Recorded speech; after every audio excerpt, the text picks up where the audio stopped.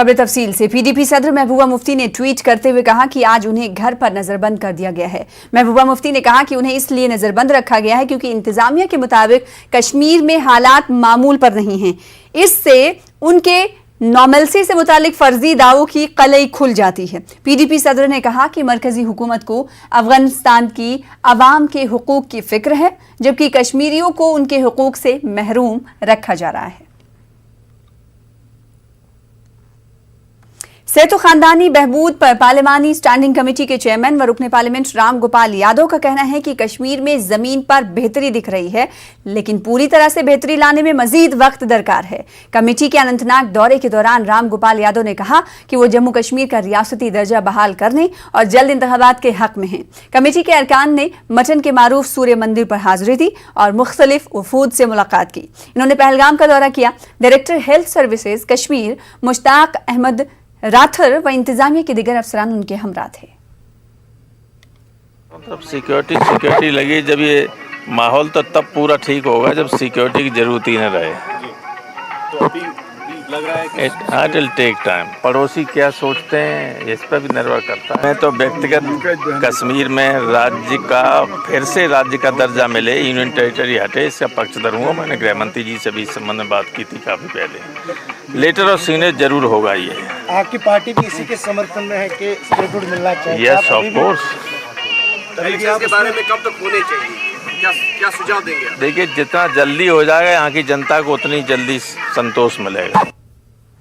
राजौरी में पुलिस और फौज ने मुश्तरका तलाशी कार्रवाई के दौरान 1 करोड़ 64 लाख से ज्यादा की रकम बरामद की है। एसएसपी राजौरी ने कहा कि जांच में पता चला है कि सरिया के रहने वाले मंजूर अहमद नामी शख्स के बैग से रकम बरामद की गई है। मंजूर अहमद सिक्योरिटी फोर्सेस को देखकर फरार हो गया है। मजिस्ट्रेट की निगरानी में रकम जब्त की गई है। इस मामले की मजीद तहकीकात जारी है। बैग्स की चेकिंग के दौरान उसमें से currency notes, Indian currency notes recover किए गए हैं, अमाउंटिंग टू ₹1 करोड़ 64,70,600। इंक्वायरी के दौरान ये पता चला कि ये बैग्स एक शख्स जिसका नाम Manzoor Ahmad son of Gulzar Hussain resident of Sariya उसको बिलोंग करते हैं। ये शख्स जॉइंट सर्च पार्टी को देख के मौके से फरार हो गया एंड अभी वो अरेस्ट इवेड कर रहा है। इसमें ये चीज़ बड़ी रेलेवेंट है नोट करना, ये शख्स एक सिकंदर नामी शख्स का रिश्तेदार है जो कुछ दिन पहले पंजाब पुलिस और जम्मू कश्मीर पुलिस की जॉइंट पार्टी ने अरेस्ट किया था एंड करंटली कस्टडी में है पंजाब पुलिस के। उधर बांडीपुरा में पुलिस ने अपने आप को मिलिटेंट बताकर लोगों को लूटने वाले एक ग्रुप का पर्दाफाश किया है। पुलिस ने इस मामले में एजाज अहमद शेख नामी एक मुलजिम को गिरफ्तार किया है। पुलिस के मुताबिक चाकों की नोक पर यह ग्रुप लोगों से लूटमार अंजाम देता था। पुलिस ने इस मामले में मजीद गिरफ्तारियों की उम्मीद जताई है। कुलगाम पुलिस ने मुतल्लिका महकमे के नाम पर रुपए ऐंठने वाले एक शख्स को गिरफ्तार किया है। पुलिस ने एक शिकायत पर कार्रवाई करते हुए बिचरू कुलगाम के एक शख्स को 20,000 रुपए समेत गिरफ्तार किया। जराये से मालूम हुआ कि मुलजिम मोहम्मद इकबाल बट साकिना बिचरू कुलगाम ने मकामी इलाके के ही एक शख्स से पुलिस के नाम पर रुपए ऐंठे। पुलिस ने फौरी कार्रवाई करते हुए उसे गिरफ्तार किया।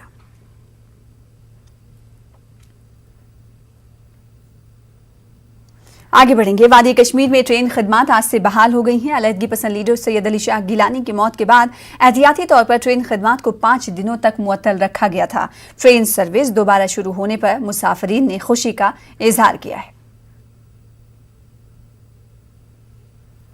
एलजी मनोज सिन्हा ने कश्मीरी माइग्रेंट्स की गैर मनकूला जायदादों से मुतालिक शिकायत के वक्त पर अजाले के लिए ऑनलाइन पोर्टल लॉन्च किया है। माइग्रेंट्स की जायदादों पर कब्जे या 90 की दहाई में मजबूरी में फरोख्त की गई जमीनों से मुतालिक शिकायत इस पोर्टल पर दर्ज करा सकते हैं। राजभवन श्रीनगर में सीनियर ओहदेदारों की मौजूदगी में ये पोर्टल लॉन्च किया गया। पब्लिक सर्विसेज गारंटी एक्ट के तहत रेवेन्यू ओहदेदार पोर्टल पर दर्ज करदा दरखास्तों को मुय्यना वक्त के अंदर हल करेंगे। डिप्टी कमिश्नर्स 15 दिनों के अंदर माइग्रेंटों की मिल्कियत का सर्वे, फील्ड वेरिफिकेशन करेंगे और तमाम रजिस्टर्ड अपडेट करेंगे और डिविजनल कमिश्नर कश्मीर को अपनी रिपोर्ट पेश करेंगे। सिन्हा ने कहा कि इसके जरिए 90 की दहाई से हालात की मार झेल रहे हिंदू मुस्लिम और सिख माइग्रेंट्स के मसाइल हल होंगे। एलजी ने कहा कि पोर्टल के ट्रायल रन के दौरान 845 शिकायत मौसूल हुई हैं और इससे अंदाजा होता है कि माइग्रेंट खानदानों की खासी तादाद इंसाफ की मुंतजिर है। शिकायतों पर मुअय्यना वक्त पर कार्रवाई से अवाम का न सिर्फ इंतजामिया पर भरोसा बढ़ेगा बल्कि हजारों खानदानों को इंसाफ मिलेगा और उनका वकार बहाल होगा।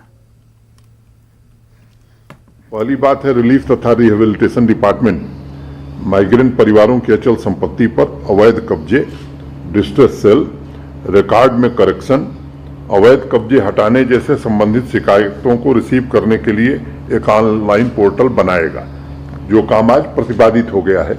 और मुझे लगता है कि सॉफ्ट लॉन्च में ही आज ऑफिशियली हम लोग लॉन्च कर रहे हैं, बहुत सारी शिकायतें आई हैं। दूसरा, पब्लिक सर्विस गारंटी एक्ट के तहत ऐसी सभी शिकायतों का टाइम बाउंड मैनर में निस्तारण किया जाएगा और सभी डिप्टी कमिश्नर से मेरा आग्रह होगा कि इस काम को प्राथमिकता के आधार पर प्रॉपर्टीज का सर्वे और फील्ड निरीक्षण दोनों 15 दिन में पूरा करके रजिस्टर को अपडेट करें और डिविजनल कमिश्नर कश्मीर को कंप्लायंस रिपोर्ट के साथ एक कंप्लायंस रिपोर्ट सबमिट करें। मुझे लगता है कि हम सब मिलजुल करके, और मैं जानता हूं कि यहाँ के आवाम की भावना भी यही है, और मुझे लगता है कि फिर से एक बार कश्मीर के गौरवपूर्ण इतिहास को लिखने में ये कानून और ये व्यवस्था मदद करेगी और सभी लोग मिलजुल करके जो हमारी साझी विरासत रही है जम्मू कश्मीर की, उसको फिर से यहाँ स्थापित करने में सफल होंगे। कश्मीर कमिश्नर बराए रिलीफ व बाज़ आबादकारी माइग्रेंट्स अशोक कुमार पंडिता का कहना है कि कश्मीरी माइग्रेंट्स की मिल्कियत से मुतालिक पोर्टल से वक्त पर परेशानियों का इजाला होगा। LG के मुशीर खान ने इस पहल को कश्मीरी पंडितों की वादी वापसी की जानिब एक अहम कदम करार दिया। कश्मीरी पंडितों ने भी ऑनलाइन पोर्टल का खैर मकदम किया। उस पोर्टल पे उस लिंक को क्लिक करेगा तो वहाँ पे एक फॉर्मेट खुल जाएगा जिसमें उसकी लैंड, चाहे उसका एनक्रोचमेंट हो, चाहे उसका डिस्ट्रेस सेल हुआ हो, चाहे उस पर किसी ने घर बनाया हो, वो उसमें लिखेगा। वो एप्लीकेशन जो है ऑटोमेटिकली पोर्टल पे उस डिस्ट्रिक्ट मजिस्ट्रेट के पास जाएगी और ये टाइम बाउंड है। 15 दिन के अंदर अंदर उस डिस्ट्रिक्ट मजिस्ट्रेट ने उसकी रिपोर्ट देनी है और उस रिपोर्ट जो वो रिपोर्ट देगा उसके हिसाब से उसने एक्शन भी करनी है उसकी। माइग्रेंट भाई और बहनें, उनकी मर्जी से होगा, इसमें ज़बरदस्ती किसी को उठा के यहाँ से वहाँ नहीं ले जाया जाएगा। वो एक वॉलंटरी, हमने सिर्फ, सरकार उनके लिए सिर्फ राह हमवार कर रही है। कश्मीर को कौन छोड़ना चाहेगा? यहाँ तो बाहर से लोग आकर वहाँ पे रहना चाह रहे हैं, तो जो ओरिजिनल कश्मीर के वासी हैं वो क्यों वापस नहीं जाएंगे? सिचुएशन डेवलप करवानी है, सूटेबल, कंड्यूसिव, वो डेवलप हो चुकी भी है काफ़ी हद तक। अब इसी तरीके से जो ये स्टेप्स लिए जा रहे हैं, ये इसी तरफ इशारा कर रहे हैं कि आप वापस आइए। LG साहब का बहुत बहुत शुक्रिया अदा करना चाहूँगा मैं on behalf of my community कि उन्हें डायरेक्ट एक पोर्टल पे कंप्लेंट करनी इसके रिगार्डिंग और प्रोसेस वहीं से होगा, तो ये सराहनीय कदम है, बहुत इसे अप्रिशिएट करना चाहिए। और उम्मीद है आफ्टर 370 जो काम हो रहा है वो देश हित में हो रहा है और बहुत अच्छा कार्य हो रहा है। इससे लगता है कि आपको ये रिटर्न जो आप चाहते हो उसमें एक बिल्कुल स्टेप है ये। देखिए, ये रिटर्न का बहुत इम्पोर्टेंट स्टेप एक है जो ये हुआ है और इसमें सब फायदा होगा। और सिर्फ मैं ये ज़रूर कहना चाहूँगा कि एक पेशेंस होनी चाहिए कम्युनिटी में, क्योंकि स्टेप बाय स्टेप चीज़ें चल रही हैं। श्रीनगर के खानियार अकलमीर इलाके में आग की एक वारदात में मदरसा मिसबाहुल रशीद की इमारत को जुज़वी नुकसान पहुंचा है। मदरसे की इमारत में आग लगी जिसमें बैतुल माल मस्जिद शरीफ का दफ्तर भी है। हालांकि फायर टेंडर्स ने जाए हादसे पर पहुंचकर आग पर काबू पाया, ताहम तब तक इमारत का काफ़ी हिस्सा आग की नज़र हो चुका था। इब्तदाई तौर पर शॉर्ट सर्किट को आग लगने की वजह बताया जा रहा है। पुलिस इस मामले की जाँच कर रही है। वादी कश्मीर में 10वीं और 12वीं जमात के 50% हाजिरी के साथ स्कूल्स खोलने के फैसले ने तलबा के सरपरस्तों को उलझन में डाल दिया है। नोटिफिकेशन में कहा गया है कि 12वीं जमात के सिर्फ उन तलबा को क्लास में शिरकत की इजाजत रहेगी जिन्होंने कोविड वैक्सीन लिया है। सरपरस्तों का कहना है कि तलबा की टीकाकारी की बात हो रही है, जबकि अभी तक कई असातिज़ा ने भी वैक्सीन नहीं ली है। देखिए इस हवाले से हमारे चीफ करेस्पॉन्डेंट परवेज के बारे में कुछ नहीं कहा। चुनौती हमारे सामने आई कि कैसे इस पैंडेमिक में भी हम अपना काम जारी रखें। प्रशासनिक तौर पर हम कोशिश कर रहे हैं कि 18 आयु वर्ग के ऊपर के जो हमारे बच्चे हैं वो सभी जल्दी से जल्दी वैक्सीनेट कर दिया जाए। लेकिन 10th और 12th के बोर्ड के एग्जाम है, उन बच्चों को पढ़ाना मुझे लगता है कि अब आवश्यक हो गया है। इंतजामिया के इस फैसले ने तलबा के सरपरस्तों में उलझन पैदा कर दी है। हालांकि बेशतर वालिदैन ने स्कूल दोबारा खुलने को दुरुस्त करार दिया है, ताहम कई ने वैक्सीनेशन की शर्त पर तहफ़्फ़ुज़ात का इजहार किया है। अपने जोखम पर बच्चों को स्कूल रवाना करने के लिए हासिल की जा रही तहरीरी रजामंदी पर भी वालिदैन ने बरहमी का इजहार किया है। अब जब गवर्नमेंट ने ये एक बहुत ही बढ़िया डिसीजन स्कूल खोलने के हवाले से लिया है, हम इसका वेलकम करते हैं। लेकिन गवर्नमेंट को चाहिए पहले वैक्सीनेशन के हिसाब से, SOPs के हिसाब से, स्टैंडर्ड ऑपरेटिंग प्रोसीजर्स की वजह से आज हम पेंडेमिक के दूसरे सिचुएशन में पहुंच चुके हैं। लेकिन हमें कुछ खदशात ये भी हैं कि तीसरी लहर जो वेव है कोविड-19 की, वो अभी आनी बाकी है। यहाँ ऐसा है, जब भी स्कूल जाओ, यहाँ किसी और जगह जाओ, आपको कहते हैं कि यार आपको जरूरी है ऐसे ऐसे मतलब रेस्ट्रिक्शन, लेकिन आप देखिए जहाँ भी पार्क्स होती हैं या कोई और मतलब होते हैं, वहाँ तो बड़ा बिजी रश रहता है, वहाँ इस चीज का कोई ख्याल नहीं रखा जाता है। लेकिन बस पर्टिकुलरली इसी स्कूलों को बच्चों का बहुत कैरियर मतलब उनके मतलब बेचारों का बहुत मसला है। इसका पेरेंट्स भी परेशान है, बच्चे भी बेचारे बहुत परेशान हैं। तो उस ख्याल से मुझे लगता है कि इसमें मतलब इंटेलेक्चुअल्स भी साथ होने चाहिए, डॉक्टर साहब भी, उनको भी मतलब इसमें मशवरा देना चाहिए कि क्या सही रहेगा क्या सही नहीं रहेगा। वैक्सीन के लिए तो अभी कंफ्यूजन है, तो अभी तो बच्चों का वैक्सीन ही नहीं हुआ है कि क्या कह सकते हैं कि बच्चों का वैक्सीन कहीं मास्टरों का तो लगभग भी इनकम्प्लीट है। अभी तो बच्चों का तो बिल्कुल ही इनकम्प्लीट। इसके बारे में गवर्नमेंट को ही सोचना है कि बच्चे उधर private schools association Jammu Kashmir ने कहा है कि जिला इंतजामिया ने यकीन दिलाया है कि 18 साल से कम उम्र तलबा के लिए वैक्सीनेशन की शर्त नहीं रहेगी। एसोसिएशन के सदर GN वार ने कहा कि तालीमी शोबे से जुड़े तमाम अफराद और इदारों के नुमाइंदों ने SDM और दीगर ओहदेदारों के हमरा मीटिंग की और इस मौजू पर तबादला ख्याल किया।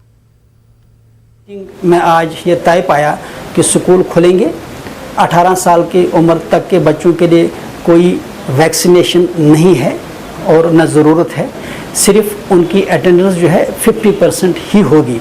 अलबत्ता जो 18 साल से ज़्यादा उम्र के बच्चे हैं, जिसमें नीट रिपीटर्स बैच है या JEE रिपीटर्स बैच है, सिविल सर्विस है या दूसरे कोर्सेज हैं, उस ताल्लुक से उनकी वैक्सीनेशन जो है ज़रूरी है। और ये भी बताया गया कि जो स्टाफ है, स्टाफ को फुली वैक्सीनेटेड होना चाहिए। इस मीटिंग में जो रिसेंटली गवर्नमेंट ने ऑर्डर निकाला, उसमें जो कुछ बहुत सारी चीज़ें हमें क्लियर नहीं थी, आज ऑफिसर साहिबान ने उन सारी चीज़ों को हमारे सामने क्लियर किया। ब्रेक के बाद एक बार फिर से आपका इस्तकबाल करते हैं। साबिक DGP Jammu Kashmir doctor SP वैद का कहना है कि हिंदुस्तान को तालिबान की सरगर्मियों पर नज़र रखनी चाहिए। वैद ने कहा कि तालिबान के साबिक रिकॉर्ड्स को देखते हुए तमाम ममालिक को चाहिए कि अफगानिस्तान की सरजमीन को दहशतगर्दों का मरकज़ ना बनने दें। तालिबान की कश्मीर में मुमकिना मुदाखलत से मुतालिक एक सवाल के जवाब में वैद ने कहा कि किसी भी तरह की दहशतगर्दी से निपटने के लिए हिंदुस्तान तैयार है। कश्मीर के हालात पर क्या पड़ेगा इसका असर क्या पड़ेगा और क्या क्या तैयारियां करनी पड़ेंगी इसको जो तालिबान का, क्योंकि पहले भी हम देखते हैं कि बहुत सारे तालिबान के जो लोग हैं फाइटर्स वो यहाँ पे आए। तालिबान का जो पहला रिजम रहा उसका तजर्बा बहुत अच्छा भारत के लिए नहीं रहा। तब तक भारत पर इसका काफ़ी बुरा हमारा एक्सपीरियंस रहा, हमारा अनुभव रहा। वो इसलिए मैं कह रहा हूँ कि अगर आप वायलेंस का लेवल कश्मीर में देखें तो सबसे ज़्यादा पीक वायलेंस सभी पैरामीटर्स अगर आप देखें 2001 ईयर में सबसे ज़्यादा वायलेंस हुई।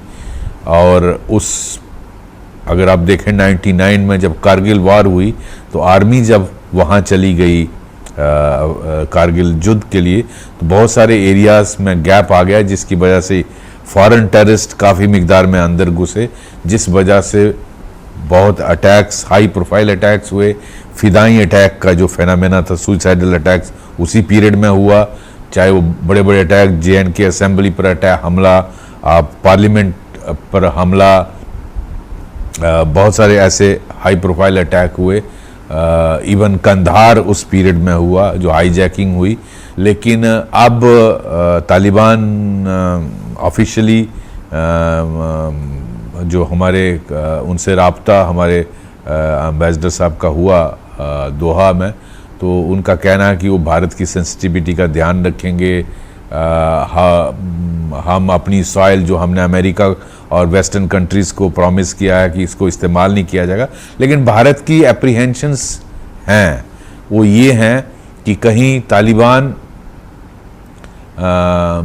पहले की तरह ट्रेनिंग कैंप्स वहाँ पाकिस्तान से शिफ्ट होकर जो इस वक्त POK में या पाकिस्तान में हैं उनको अफ़गानिस्तान में शिफ्ट तो नहीं, क्योंकि पाकिस्तान पर FATF का प्रेशर है और उसको दुनिया को दिखाना है कि हम तो दुनिया को डॉज कैसे किया जाए कि हम तो कुछ बिल्कुल दूध के दूल्हे हुए हैं, हम ट्रेनिंग कैंप्स नहीं चलाते हैं, तो दूसरे कंट्री में चलते हैं और वहाँ टेररिस्ट ऑर्गेनाइजेशन चलाती हैं, तो वो एक एलिबाई पाकिस्तान को मिल जाएगी। उसमें अफ़गानिस्तान या तालिबान को पाकिस्तान की मदद नहीं करनी चाहिए, ये बात भारत को बड़ी क्लियरली कहनी है। एक रिपोर्ट जो पुलिस ने भी माना है कि जो नॉर्थ कश्मीर है वहाँ पे एक डेकेड के बाद पहली बार ऐसा हुआ है कि फॉरेन मिलिटेंट्स का ज़्यादा नंबर है वहाँ पे। भारत भी पिछले 20 साल में वैसा भारत नहीं है, 1990 वाला भारत नहीं है, और उस वक्त बॉर्डर फेंसिंग नहीं था, उस वक्त high security surveillance equipment border पे नहीं थी, LOC IB पे नहीं थी। आज सब कुछ है और वो आज भारत की पॉलिसी वो वाली नहीं है कि हम वहाँ जाके हेट नहीं करेंगे। तो ये सारी बातों का भी मद्देनज़र रखना चाहिए, ध्यान में रखना चाहिए लेकिन यस, एक बात से डिनाई नहीं किया जा सकता कि तालिबान के अफ़गानिस्तान पर कब्जा करने से एक दुनिया में, सिर्फ जम्मू कश्मीर में नहीं पूरे वर्ल्ड में टेररिस्ट का मनोबल बढ़ा है, इसमें कोई शक नहीं। वो भारत के लिए नहीं पूरी दुनिया के लिए डेंजरस है और वो अल्टीमेटली पूरी दुनिया को ख़राब करेगी और उसका असर मैं ये भी बताना चाहूँगा कि पाकिस्तान पर भी पड़ेगा। कट्टरपंथीपन है, इससे फ़ायदा किसी को नहीं होगा, पूरी दुनिया को बर्बादी की तरफ ये ले जाएगा। अगर पाकिस्तान के लोग ये सोचते हैं कि जो शरिया अफ़गानिस्तान में लगेगी तो कल ये भी कॉल आएगी कि पाकिस्तान में क्यों नहीं लगी, और वहाँ के लोग क्या इसके लिए तैयार हैं, वहाँ की औरतें तैयार हैं इसके लिए। उधर LG के मुशीर फारूक खान ने कहा कि इन्हें इस बात पर हैरत नहीं कि अफगानिस्तान के कई इलाकों में पाकिस्तान मुखालिफ मुजाहरे हो रहे हैं। उन्होंने कहा कि पाकिस्तान ने हमेशा दहशतगर्दी की हिमायत की है। जम्मू में समाजी फलाह व बहबूद महकमे के एक प्रोग्राम के बाद खान ने कहा कि नफरत अंगेज सरगर्मियों के पेश नज़र पाकिस्तान को आलमी बिरादरी से अलहदा कर दिया जाना चाहिए। पाकिस्तान की हरकतों का ताल्लुक है, उसके बारे में कोई हैरानगी किसी को नहीं हो रही, क्योंकि वो हर तरह से पूरे विश्व में जाना गया है टेररिज्म का हब है। तो उनसे ये एक्सपेक्ट करना कि वो कोई बड़ी अच्छी शराफत वाली हरकत करेंगे तो वो हमारी गलती होगी। एक वक्त आएगा जिस वक्त इंटरनेशनल कम्युनिटी को पाकिस्तान के बारे में कोई कड़े फैसले लेने पड़ेंगे। राष्ट्रीय बजरंग दल ने जम्मू में एहतजाज किया। सैयद अली शाह गिलानी की मौत के बाद बाज़ अनासिर और सियासी लीडरों की तरफ से अफवाहें फैलाने के मामले पर बरहमी का इजहार किया गया। एहतजाजियों ने कहा कि PDP सदर महबूबा मुफ्ती मुल्क मुखालिफ बयानात दे रही हैं। इन्होंने मुल्क के मफादात के खिलाफ काम करने वालों पर कार्रवाई करने की मांग भी की। क्लियर है कि ये सारा ताना बाना जो है ये पाकिस्तान का बुना हुआ है और ये देशद्रोही शक्तियां जो है वो आज भी, चाहे वो पॉलिटिकल पार्टी हो, चाहे वो अलगाववादियों की हो, चाहे कोई और संगठन वहां के हो, वो देशद्रोही कामों में वहां पर अभी भी सक्रिय हैं। सरकार को चाहिए एक सख्त शिकंजा जो है इनके ऊपर कसना चाहिए। पुलवामा में गुंचे आबरेशम के लिए मार्केट शुरू हुआ है। नेक्स इलाके में कायम इस मार्केट में रवां साल किरमकशों को बेहतर कीमतें मिलने की उम्मीद है। किरमकशों का इल्ज़ाम है कि महकमे सेरिकल्चर की जानिब से फराहम किया गया बीज गैर मेयारी होने कोकुन की पैदावार में कमी आई है। इससे किरमकशों को भारी नुकसान का सामना करना पड़ रहा है। इनका कहना है कि सनत महकमे की अदम तवज्जुही की शिकार हो रही है। इनका कहना है मजीद कि पुलवामा में शहतूत के दरख्त कम होने से इन्हें वक्त पर पत्ते भी हासिल नहीं हो रहे हैं। महकमे के डिप्टी डायरेक्टर का कहना है कि किरमकशों को बेहतर बीज फराहम किए जा रहे हैं। दह बज लगन अस मेहनत कर गलब मगर यम दपान दिमो आर्जिनल सीड यह आर्जिनल कह लगन दह बज पत रेत लगन जर लगन अस पे नुकसान ये पान हेवन षटन अस गर वाल रुकावन अस कर गवर्नमेंटस अपील कि इन तुलकुल थो तुम पन दाग अस गुस रुकावन कहीं अस तीज मुश्किल गल मलबरी पे पान अन्य गन तथा पान आसन लजम कैरम कश अस वक्त पे पानी बनान पे सठा परेशान गए। जो हमारा जो सीड आता है वो NSSO लोकल सीड वो सर्टिफाइड होता है, वो NSSO सर्टिफाइड होता है। जब सर्टिफिकेट होती है उनकी तभी हम डिस्ट्रीब्यूशन करते हैं। हम पहले उसकी रेयरिंग अपनी जो सेंटर्स होते हैं ना अपनी डिपार्टमेंट के सेंटर्स हैं, चाकी रेयरिंग तक हम खुद ही करते हैं। अगर कुछ उसमें कुछ फॉल्ट होता तो हमारी सेंटर्स में कुछ प्रॉब्लम होती, लेकिन हम उनको चाकी फ्रॉम सेकंड मोल्ड देते हैं। उस वक्त तक कोई प्रॉब्लम नहीं रहती है। फिर जो लीफ की प्रॉब्लम लेकिन हम उनको फ्री ऑफ कास्ट दे देते हैं। फिलहाल इसी के साथ रुकेंगे एक और ब्रेक के लिए। कुछ और खबरों के साथ चल लौटें।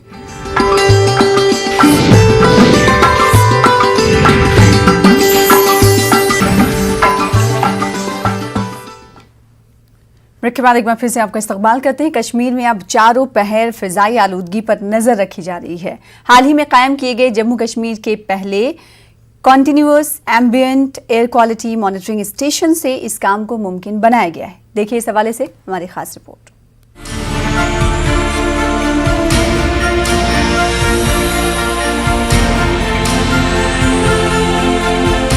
राजबाग श्रीनगर में कायम Jammu Kashmir pollution control committee के अहाते में हाल ही में continuous ambient air quality monitoring station नस्ब किया गया। जम्मू कश्मीर में अपनी नौयत के इस पहले स्टेशन से अब 24 घंटे हवा की क्वालिटी पर नजर रखी जा रही है। मरकजी हुकूमत की तरफ से लगाए गए इस स्टेशन के जरिए फजा में मौजूद 12 खास अनासिर की मिकदार पर नजर रखी जा रही है, जिनमें पार्टिकुलेट मैटर 2.5 pm 10 और कार्बन मोनोऑक्साइड और सल्फर के साथ साथ मौसम की भी जानकारी मिलती है।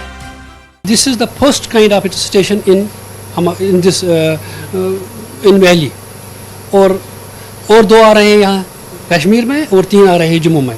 ठीक है, तो ये हमारी बहुत बड़ी डेवलपमेंट है। तो इससे हम 12 पैरामीटर्स करते हैं प्लस वेदर।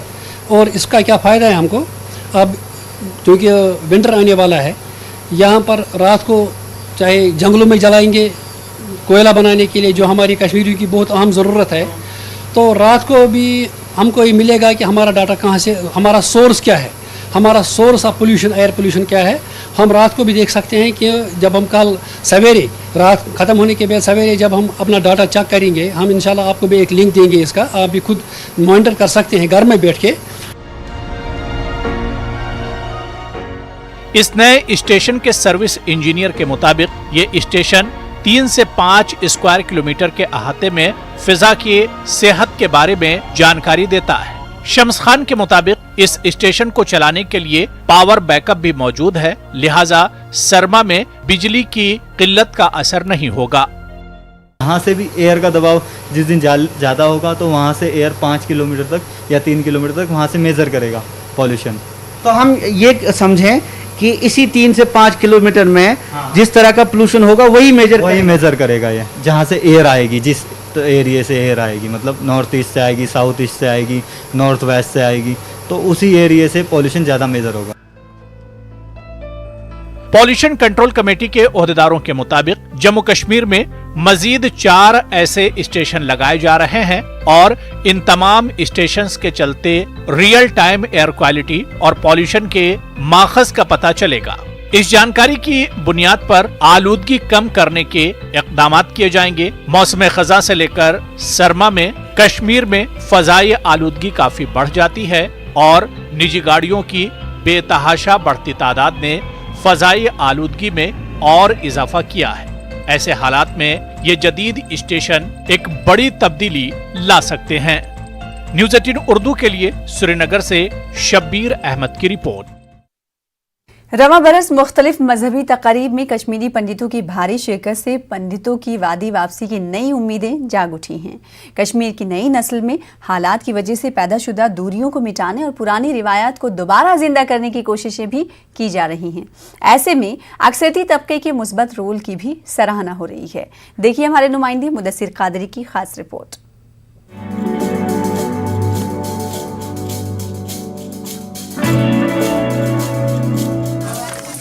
गाते झूमते और खुशियां मना रहे ये लोग मटन अनंतनाग में भगवान गंगानंद भैरव के जन्म उत्सव में शिरकत के लिए आए हैं। इससे कबल रक्षाबंधन, जन्माष्टमी और दीगर तकारीब के दौरान भी कश्मीर में इस तरह का माहौल देखा गया। इस साल कश्मीरी पंडितों की खासी तादाद ने अपने आबाई इलाकों का रुख किया और पुरानी यादों को ताज़ा करके त्योहार मनाए। त्योहारों में कश्मीरी पंडितों की शिरकत से नई उम्मीदें जाग उठी हैं। दिलों में पैदाशुदा दूरियों को मोहब्बत में बदलने की चाहत भी मजीद परवान चढ़ गई है। हमारा जो फोर्स्ड एक्सोडस हुआ है तो जिससे वैक्यूम क्रिएट हुआ, हम चाहते हैं कि वो फिल हो जाए। अभी हमने रक्षाबंधन मनाया, उससे पहले हमने मेला खीर भवानी भी मनाया, अभी हमने देखे जन्माष्टमी भी बहुत हर्षोल्लास से मनाया। हिंदू समुदाय को मैसेज देना चाहते हैं कि यहाँ पे अमन अमान घाटी के अंदर बरकरार है, तो आप आइए, ज़्यादा से ज़्यादा आइए, अपने घरों में वापस लौटिए। खासकर इसमें मेजॉरिटी कम्युनिटी का बहुत ज़्यादा रोल रहा है। उन्होंने हमें बहुत ज़्यादा कॉन्फिडेंस बूस्ट की है, क्योंकि वो हर त्यौहार में हमारे साथ शाना बशाना चलते हैं। इन त्योहारों के दौरान पुरानी रिवायात और मिरास को बहाल करने की कोशिशें की जा रही हैं। इस विरसे और भाईचारे को नई नस्ल तक पहुंचाने की उम्मीदें जाग गई हैं। कश्मीरी पंडितों की बाज़ाबादकारी और वतन वापसी में अक्सरियती तबके के रोल को भी उजागर किया जा रहा है। जहाँ भी कोई फंक्शन होते सारे यहाँ के मुसलमान भाई आती के उनका हमारे कश्मीरी पंडित का हौसला बढ़ाते और उनके रहनुमाई भी करते और उनका मदद भी करते। अच्छा लग रहा है, ऐसे लग रहा है कि पहले भी हम ऐसे ही रहते होंगे मिलजुल के। और सबसे ज़्यादा मैं थैंकफुल हूँ यहाँ की जो मेजॉरिटी कम्युनिटी है, यहाँ के मुस्लिम ब्रदर्स की, जिन्होंने हमेशा हमें सपोर्ट किया। परसों जन्माष्टमी पे भी उन्होंने हमें बहुत सपोर्ट किया, वो बाहर खड़े थे हमारे वेलकम के लिए। तो यहाँ हम गवर्नमेंट से ज़्यादा हमें उनका सपोर्ट है। हम यहाँ वो लाते थे, पीले चावल लाते थे हम, उसके ऊपर हम शिशनोर रखते थे। आज वही हमने दोबारा दोहराया। बहुत ही अच्छा लगा, जैसे हमारे पुराने दिन वापस आ गए। हमने जन्माष्टमी मनाए यहाँ पे, तो बहुत ही अच्छा लगा। हमारे भाई बहन सब निकले हमारे वेलकम करने के लिए। कश्मीर की सकाफत और मजहबी हमाहंगी को बरकरार रखने के लिए यहाँ के अक्सरियती तबके की जानिब से पहल जारी है। लोगों का कहना है कि कश्मीरी पंडितों की बाज़ाबादकारी के लिए हालात की वजह से पैदाशुदा मुश्किलात को कम करने की ज़रूरत है, क्योंकि ये उनका अपना घर है, अपने घर में आ रहे हैं, हम उनको मोस्ट वेलकम करते हैं। हमेशा पहले से भी हम उनको वेलकम करते हैं और आज तो हम ज़्यादा खुश हैं कि हम उनका देख रहे हैं कि वो जोक दर जोक आ रहे हैं। अभी तो अगर वो फेस्टिवल पर ही आ रहे हैं, लेकिन मुझे लगता है कि आने वाले दिनों में उनका ज़्यादा रश बढ़ जाएगा अपनी गवादी की तरफ, अपने घर की तरफ, और हम उनका खुशामदीद करते हैं हर लम्हा हर पल। कश्मीरी पंडितों की वादी वापसी से मुतालिक सरकारी सतह पर कई बार इक़दामात उठाने की पहल तो की गई, लेकिन ताहाल कोई भी कदम कारगर साबित नहीं हो पाया है। जरूरत इस बात की है कि कश्मीरी पंडितों की वादी वापसी के लिए पॉलिसियों को जमीनी सतह पर अमलाया जाए। न्यूज़ 18 उर्दू के लिए मुदस्सिर कादरी की रिपोर्ट।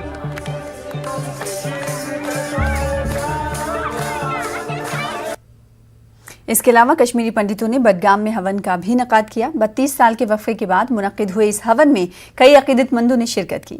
इस मौके पर जम्मू कश्मीर में अमन खुशहाली की दुआएं की गईं। कश्मीरी पंडितों ने इस उम्मीद का इजहार किया कि हुकूमत कश्मीर के बाहर रहने वाले माइग्रेंट्स पंडितों की बाज़ाबादकारी के लिए ज़रूर इक़दाम उठाएगी। उन्होंने कहा कि वो माइग्रेशन से पहले की तरह ज़िंदगी गुजारना चाहते हैं।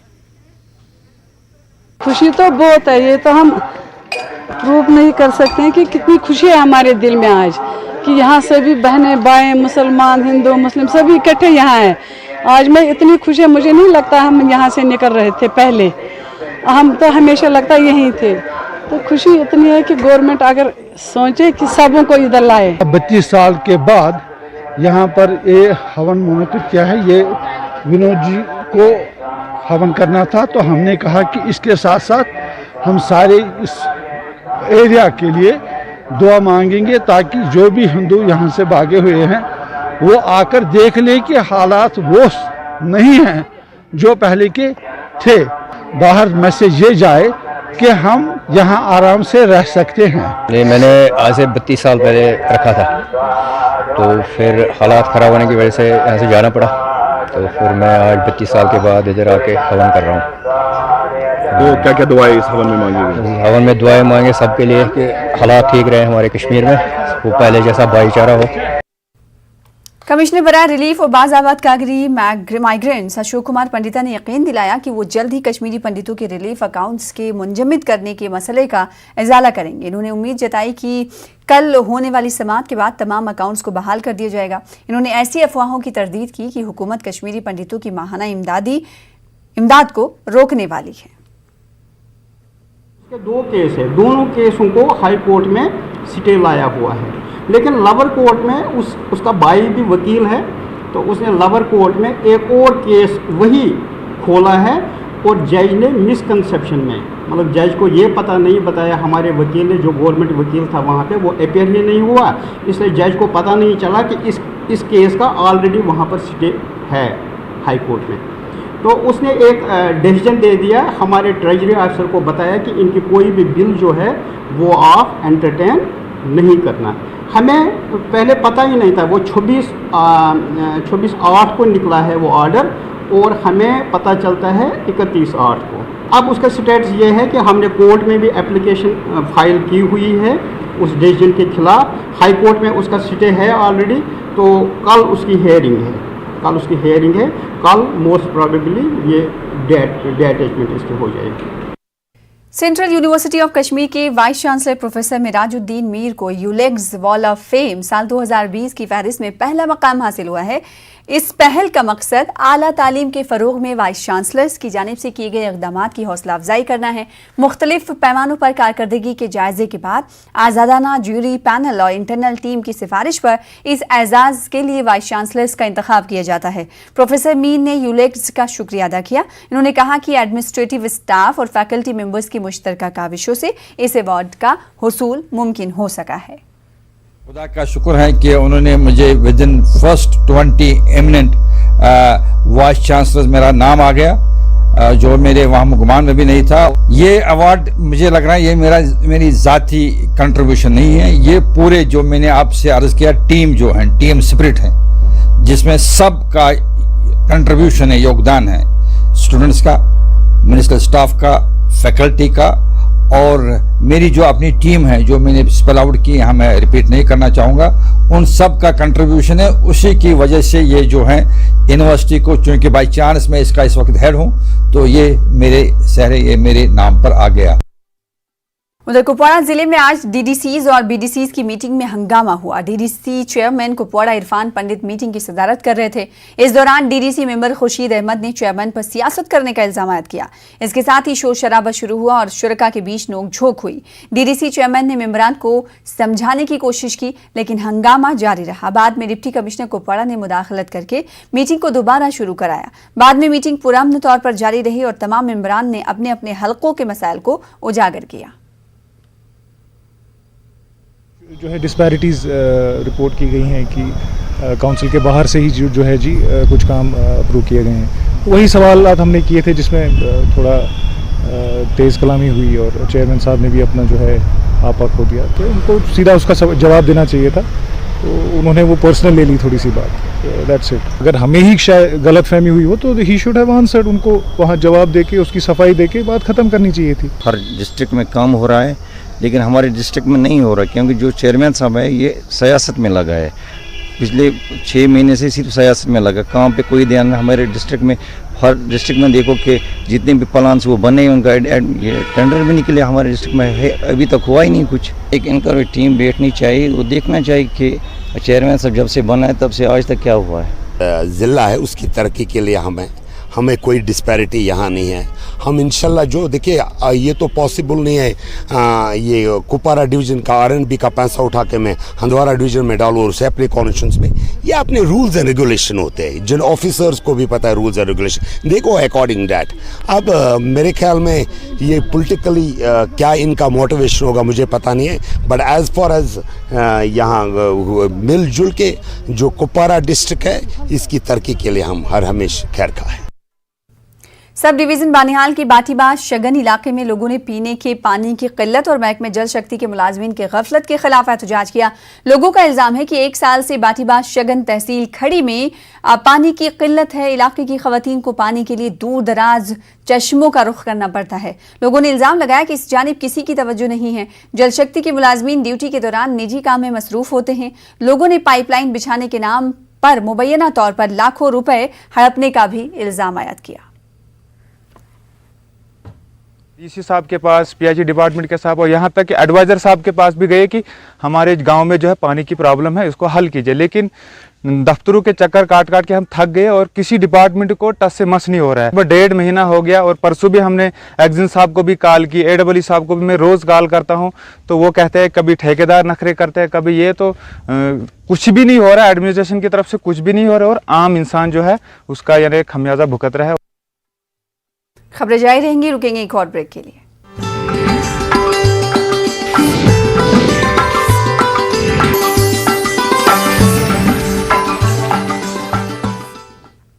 LHDC करगिल के एग्जीक्यूटिव काउंसिल ने CHC पडुम का दौरा किया, जहां इन्होंने कामों का मुआयना किया और मेडिकल स्टाफ से भी तबादला ख्याल किया। इंचार्ज ब्लॉक मेडिकल अफसर ने एग्जीक्यूटिव काउंसिलर को कारकर्दगी से वाकिफ करवाया।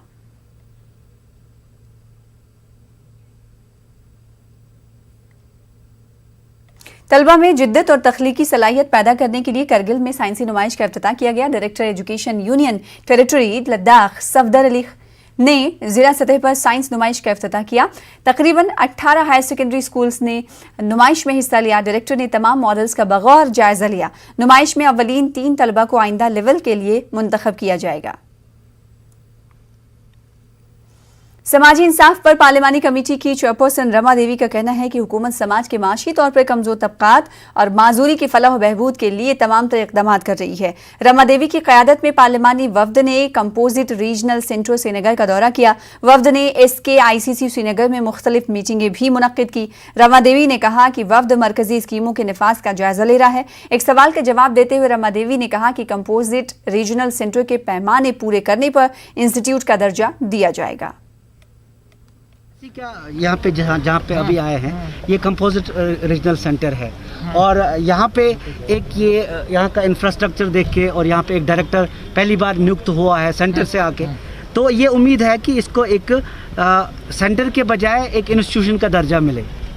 ऐसा क्या मुमकिन है? हाँ, जब उस तरह की बात होगी उसमें सच्चाई होगी कि हाँ उसका दर्जा देना उचित है, मिलेगा। अच्छे काम के लिए तो हम लोग हैं। फिलहाल इसी के साथ इस बुलेटिन में इतना ही। मुझे दीजिए इजाजत। देखते रहिए न्यूज़ 18 उर्दू। आदाब।